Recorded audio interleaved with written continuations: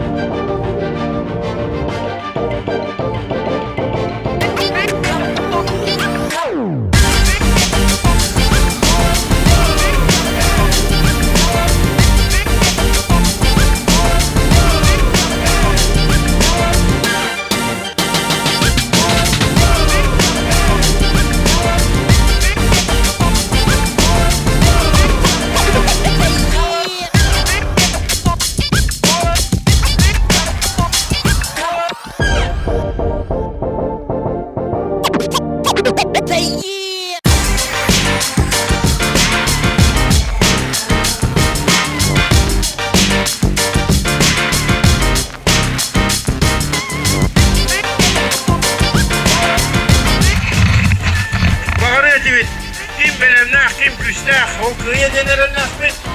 Anla kıtlar olasın, kuruş kıtlar olasın, bana bir heka.